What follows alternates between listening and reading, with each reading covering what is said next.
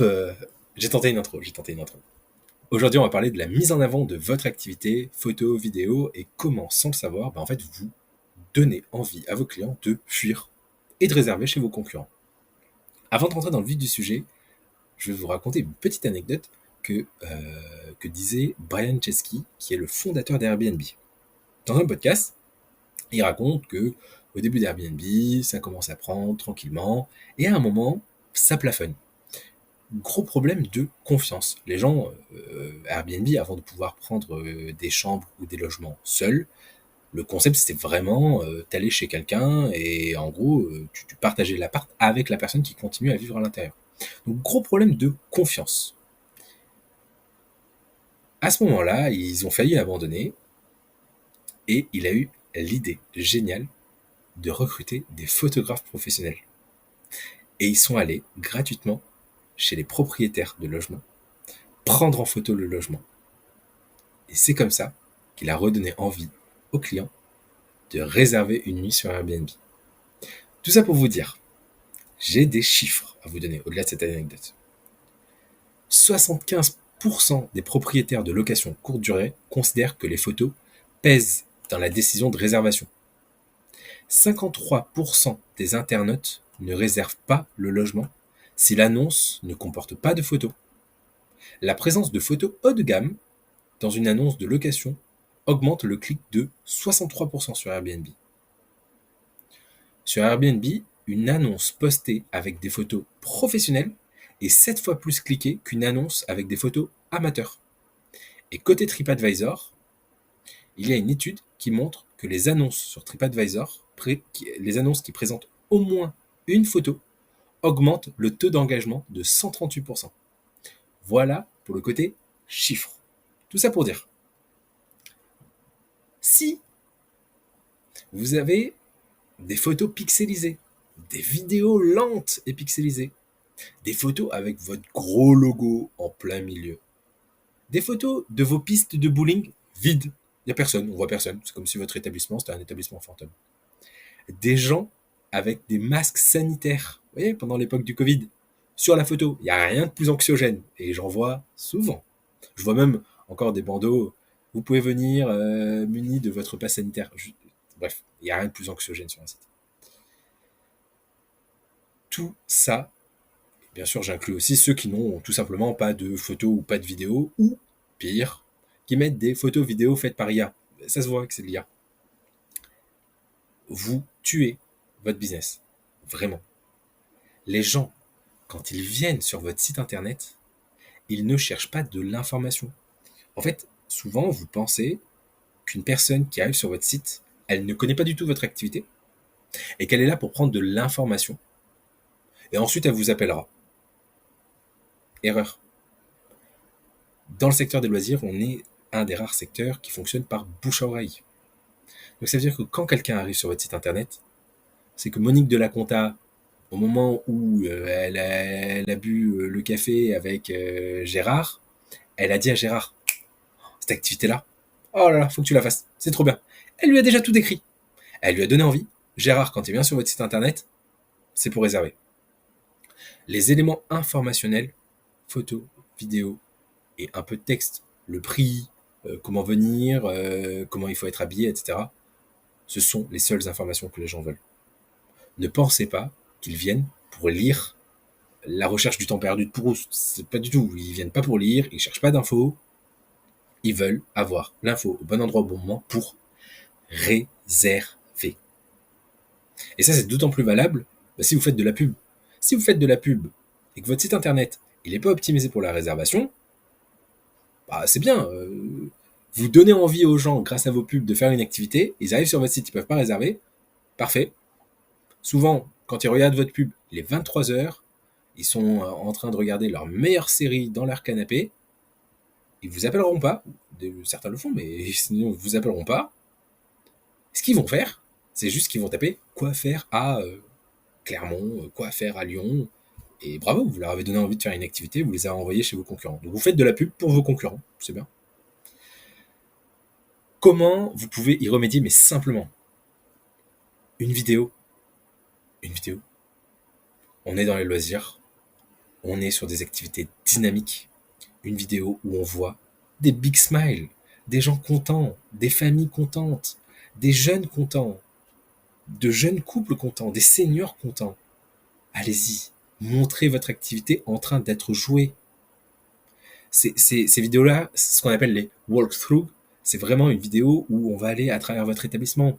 Regardez ce que font très très bien All You Need, Nikito, Quiz Room, ou ce qu'on a fait récemment avec la Color Room ou la Brick Room. Prendre un professionnel pour faire une vidéo qui donne envie, c'est le meilleur investissement que vous puissiez faire. Et attention, il faut arrêter de croire qu'il faut faire une vidéo corporate. Vous voyez ces vidéos en fait, certains font des vidéos professionnelles, il y a personne dedans, c'est froid. En fait, c'est une vidéo comme si vous vouliez mettre votre établissement sur le bon coin pour le vendre. C'est les mêmes photos que vous pouvez faire de votre Clio si vous voulez la vendre sur le bon coin. Non, vous ne faites pas une vidéo pour montrer votre activité. Vous faites une vidéo pour montrer que les gens s'amusent chez vous. C'est pas pareil. Donc, walkthrough, vidéo qui montre vos activités. On l'a fait là récemment pour Cap Loisir, Delta Game. On l'a fait, c'est à Rivesaltes, c'est un bowling laser game, arcade avec plein de drones à l'intérieur du parc et on suit des gens qui jouent au bowling, ensuite des gens qui jouent aux arcades, puis ensuite des gens qui jouent au laser game, des big smiles, des enfants, des adultes, enfin bref. On l'a également fait pour l'Oasis à Boulazac, c'est un complexe multi-activités, lancer de hache, karaoké, VR, etc. Et au milieu, tu vois des gens en train de jouer au baby-foot et de manger un burger. Enfin, juste, ça donne envie. Ça donne envie. T'arrives sur le site, tu dis, ouais, ok. Ah, c'est ça que Monique, elle me disait lundi à la cafette. Ah ouais, j'ai compris pourquoi elle a kiffé son moment. Euh, Vous pouvez également, là plutôt pour les réseaux sociaux, utiliser ce qu'on appelle de l'UGC, de l'User Generated Content.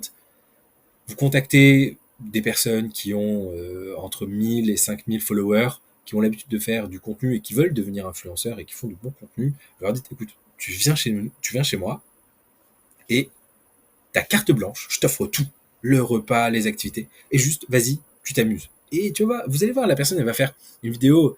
Vous voyez ces vidéos-là que vous voyez passer sur Instagram ou sur TikTok.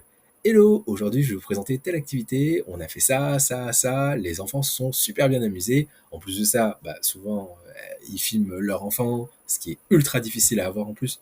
Bref, laissez vos clients faire des vidéos de votre établissement parce que vous arriverez à créer ce qu'on appelle du bouche à oreille virtuel.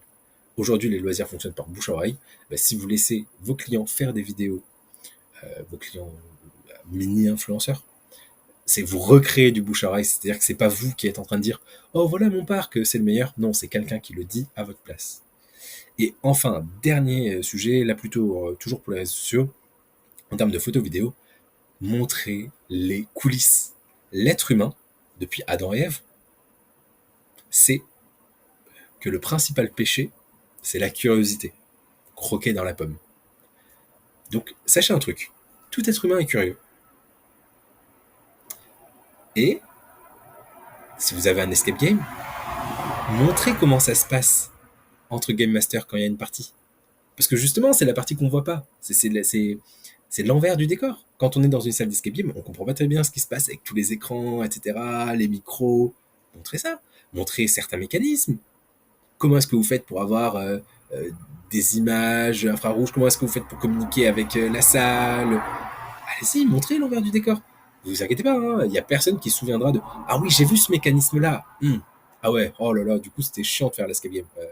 C'est le principe de la bande-annonce dans un film. Dans un film, dans une bande-annonce, on voit quasiment tout, on sait comment ça va finir, et pour autant, bah, on va quand même faire le film. On va quand même voir le film, pardon. Vous avez un bowling, montrez la remontée mécanique d'une boule, montrez comment les machines replacent les quilles. Vous avez un paintball. C'est quoi comme air comprimé que vous utilisez dans les lanceurs? Comment est-ce que ça fonctionne? Enfin, amusez-vous. On a de la chance, on est sur un secteur où on s'amuse. Et c'est communicatif. Amusez-vous. Vraiment. Vous savez tout. Et maintenant, à vous de jouer. Ok, j'ai oublié que je pouvais incruster une vidéo. Donc, Cap Loisir. Hop là. Avec des plans drone. La color room. Des enfants. Des gens qui rigolent. Des moments entre enfants et parents. Des jeunes adultes. La brick room. Ah, des enfants. Puis après, il y a un couple qui s'embrasse aussi. On montre vraiment un moment, en fait. All you need.